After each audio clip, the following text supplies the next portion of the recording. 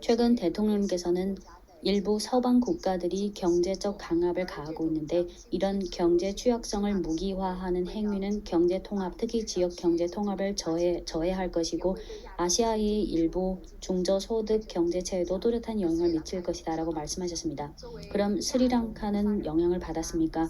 아시아의 개발도상국으로서 스리랑카는 어떤 국제 질서와 지역 발전 환경을 기대합니까?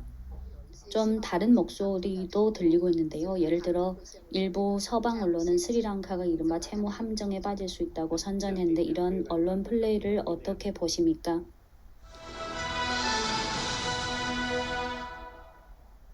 A frequent visitor to China, he has witnessed firsthand China's development and modernization.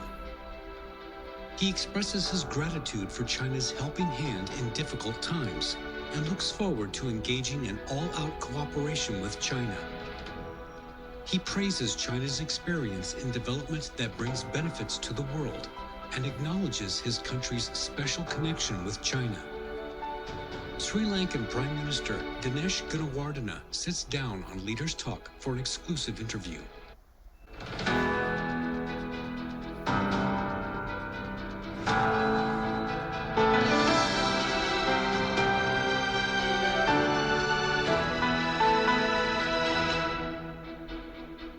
Hello and welcome to Leaders Talk, where we meet leaders, thinkers, and trailblazers. I'm So Yun.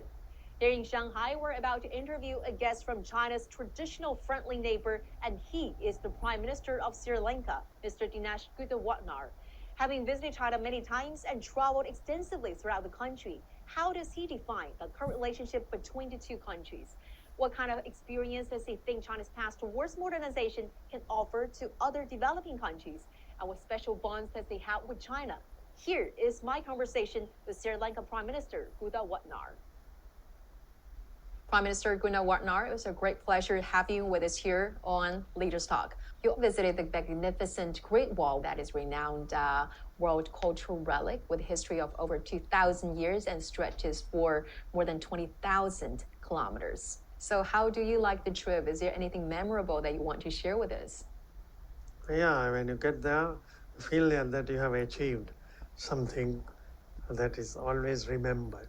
But this is the third time I've been up there. Thousands and thousands of people, not only from China, across the world, go up because it gives history of China, achievements of the historical history of China in the civilization, also a meaning to the strength that has been protected and retained by the Chinese people. And my countrymen, I hope, will also get the message that their Prime Minister has gone up to the Great Wall. Well, let's talk a little bit about something inspiring, as well as the highlight of your trip this time is your meeting with Chinese President Xi Jinping. Well, during the conversation, both sides exchanged ideas on how to advance this bilateral relation, especially on advancing the strategic cooperative partnership between the two countries. So what are some of your major takeaways from your meeting with President Xi? It has been a very positive and a successful visit for Sri Lanka. Sri Lanka-China relationship is over 60 years, and we have stood as close friends in all issues, and China has continued to help Sri Lanka in all its challenges, for which President Xi Jinping had the confidence was given to us that the future development will also follow the same path of friendship and cooperation. President very specifically mentioned that our future is of new challenges. We have passed the one stage. Now the world is faced with new challenges. Modernization is taking place at a very fast rate. Sri Lanka hopes to modernize our different productive and service sector, which can take us also fairly on a fast growth. We discussed all these issues, and the assurances were always positive. We had an opportunity of speaking to the President Xi Jinping, which we appreciate and will remember continuously. After your meeting with President Xi, what is your impression of President Xi as a leader, and how do you understand his political thoughts and philosophy? It was a very pleasant conversation, but very deep conversation, because his words, I think, mean a lot when he speaks. So today he leads one of the greatest nations of the world.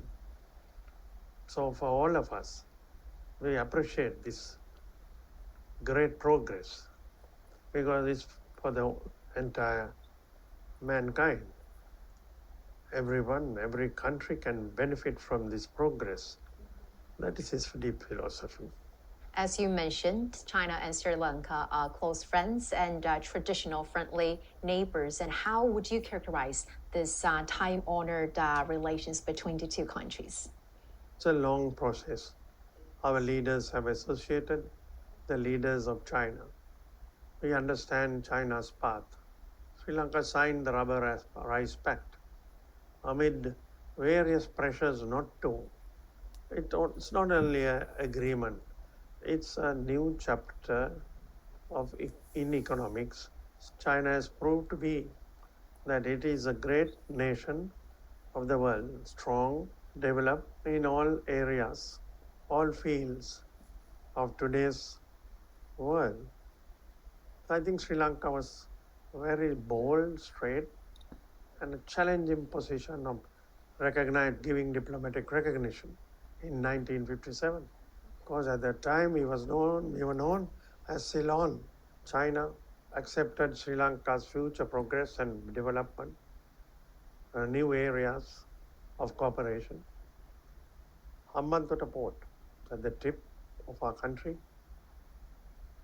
Beyond Hambantota port, it is the Indian Ocean and no other country, no other island, right down to the South Pole. Please remember. So Sri Lanka also looked forward and developed Hambantota. Mr. Prime Minister, the projects they just mentioned are actually relevant with another important topic that has been touched upon during a meeting with President Xi, is the Belt and Road Cooperation. In 2014, President Xi visited and inaugurated the landmark Colombo Port City project. And those projects has now become flagship examples of this cooperation.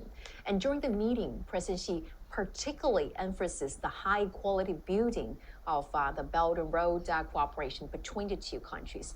So how do you think the quality of the Belt and Road cooperation can be further enhanced from your perspective? President Xi came to Sri Lanka and laid the foundation for the most challenging project Sri Lanka has embarked on, that is the Colombo Port City development. 2 weeks ago, we were embarked on the construction of the financial center, which will play a major role in the Colombo Port City development as a financial center, a center of new financial instruments, widespread, with new challenges that is emerging in order to face, call for investment. We one of the strongest hubs in South Asia between Singapore and the Gulf. So it's a major step that has been taken. We were facing difficulty after the COVID set down. Recession took the world with COVID. All countries faced a recession. The world faced a recession. But China has come out of the recession strongly, and China's economy strongly moving forward means it will affect whole of Asia. Asian economies can now feel we have better opportunities, markets, various ventures to move forward with China or Chinese investment. So I think after that, Sri Lanka also has been able to progress. We were in deep difficulty economically, but China helped us as the first country to give the strongest support, along with all our friendly countries and institutions. Since then, Sri Lankan economy has picked up from minus.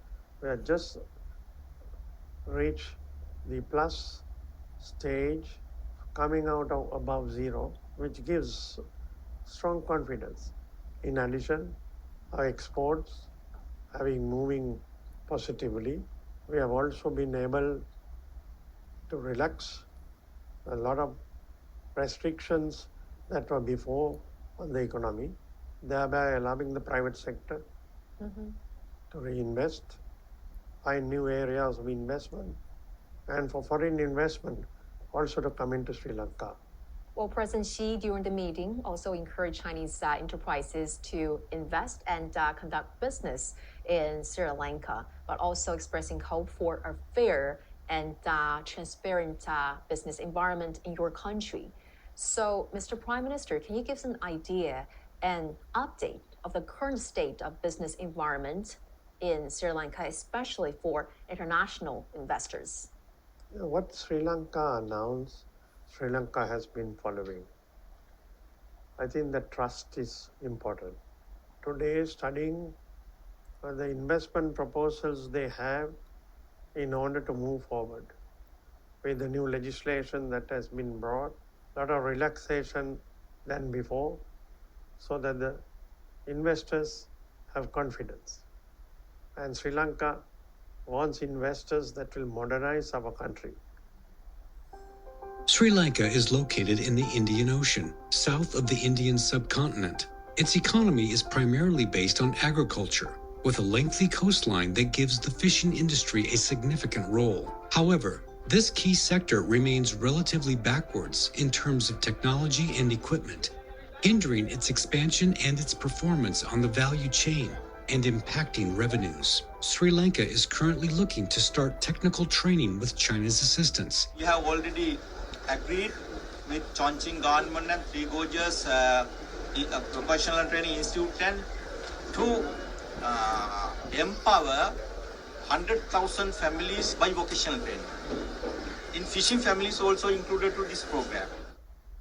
But you have said in a previous interview that Sri Lanka must take off to a new stage of development, not staying on the traditional industries like tea, rubber, and coconut. So in the future, we're looking ahead. What do you think are some of the most promising new areas of cooperation between China and Sri Lanka?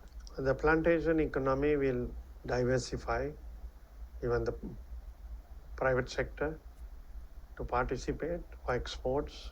Sri Lanka has so much that can be developed in the agriculture sector anew for export. Tourism still to be strengthened and developed. Sri Lanka, as you know, is a beautiful island surrounded by lovely beaches from the north to the south. We need perhaps to improve our railway track and other sources, IT facilities, digital technology, important areas where we could cooperate, and that would be a new stage for Sri Lanka. I also noticed that, especially in recent years, the Sri Lankan government is placing greater emphasis on the cooperation of science and technological cooperation with China. For instance, last year when you visited Yunnan in August, you have shown a particular interest in the state-of-art technology supplied in the flower auction trade center in agriculture sector. And I even asked experts about how to bring those technologies back to your home country. So what fascinates you the most in this broad field of Chinese technologies? And what benefits do you think those Chinese technologies can bring to fishery, agriculture, and other related fields regarding the development of Sri Lanka? Yes, we were in Yuan province. Some of my other delegations have traveled to other provinces on invitation by China and the governors. The agriculture sector has done a lot of research in China. Their productivity is very high. So that is one area where our farmers, our entrepreneurs can take the advantage of having producing agricultural sector, new areas of investment which can go in for exports, not only to China, but to other markets. You all have research stations and which have been able to produce high yielding varieties. Representatives of Yuan has come to Sri Lanka, and we have earmarked 2 special promises for this development that could take place. So the close cooperation definitely will lead to a better economic prosperity. President Xi Jinping heads China and leads China. His declared policy of, what was shown for raising the lowest income population away from difficulty to better life, over hundreds of millions by the new policy. The policy of a high-yielding agriculture sector, which President declared would share with the entire world, other nations. And Sri Lanka is one that would like to cooperate, get the support to develop our agriculture, especially rice farmers, productivity to be increased, income levels to increase, costs to be reduced. All other countries are in this today's agricultural development because food security is an important area. Karunagala is home to Sri Lanka's core coconut plantation. In recent years, China has provided Sri Lanka with new integrated agricultural development schemes for coconut plantations.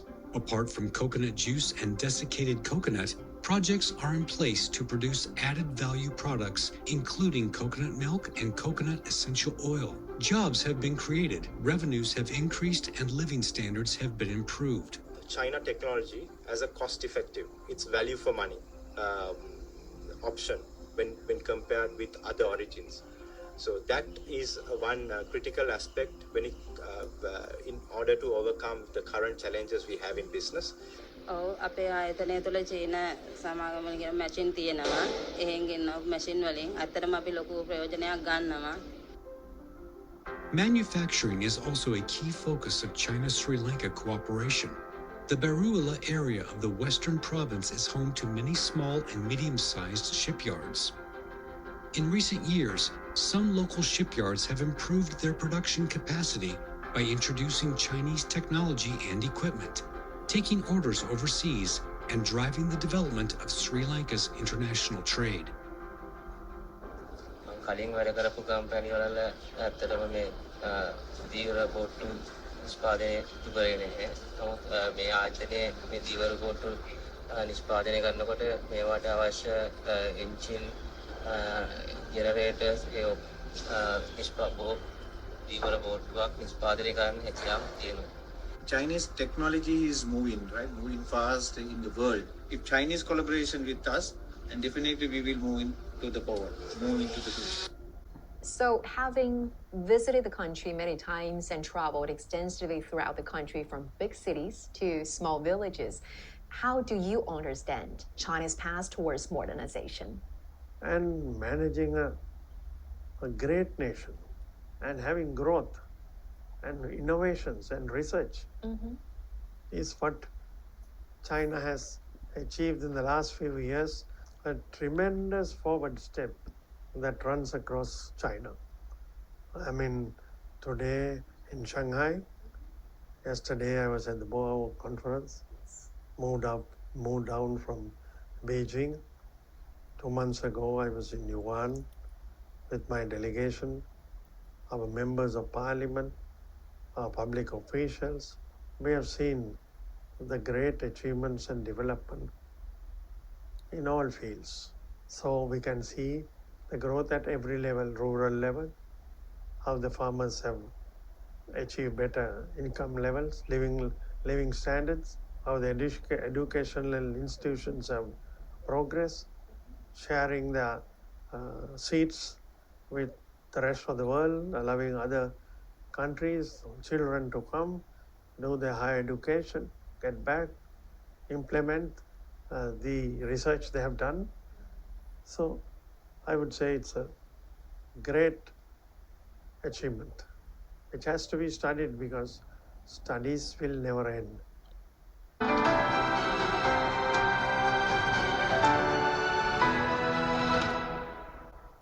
In terms of studying and learning, what kind of experiences and practices from China's modernization do you think are helpful and valuable to the modernization journey in Sri Lanka? Sri Lanka, of course, is a small island. Our land area is small. Overall, if we take the fastest train China has produced, it is something for the whole world to think. Public transport, less costly, more faster.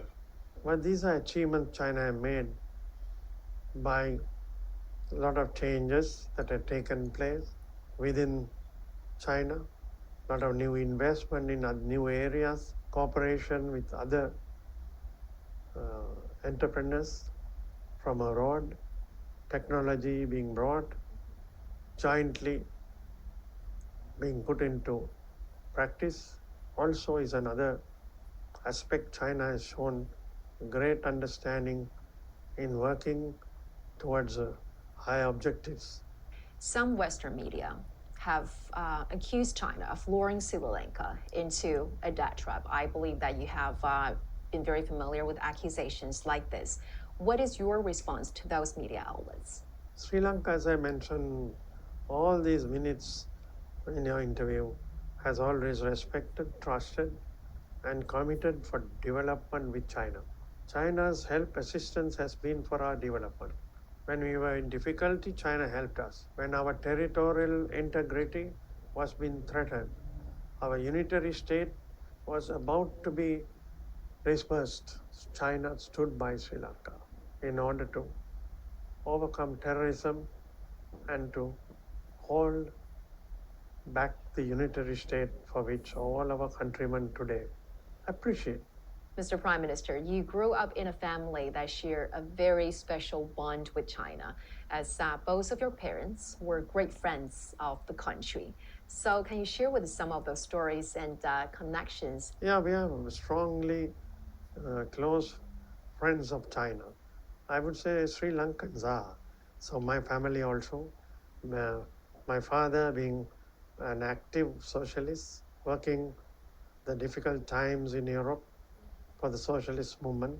Premier Chu and Lai later, but as a leading activist in Paris, my father also, they put their signature asking the colonizers to leave Indochina.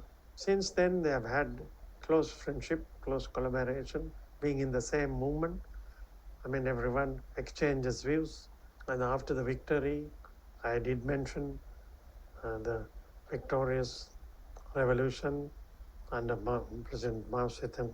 Our bonds of friendship, exchanges of views, definitely would have taken place between our socialist leaders of Sri Lanka.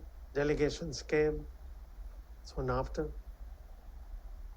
My mother was in parliament and she was the first president of the Sri Lanka China Society.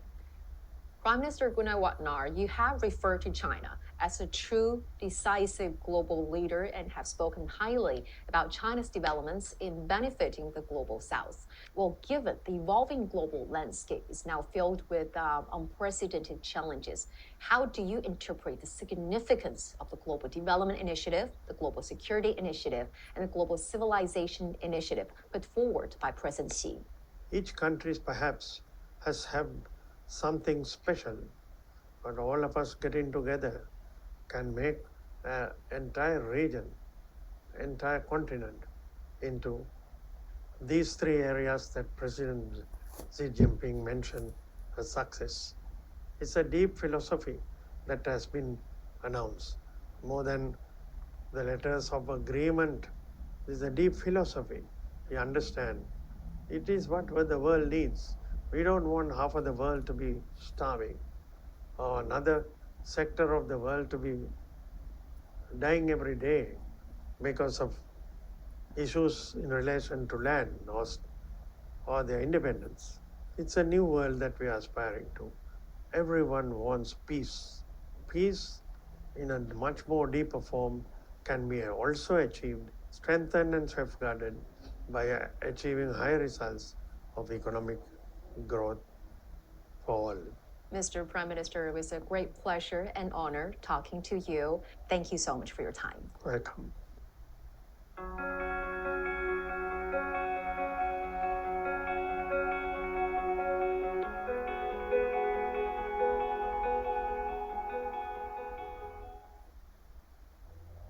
During the interview, Prime Minister Gunnar Wagner expressed his appreciation for China's assistance to his country in times of difficulty and also commended China's developments benefiting developing countries.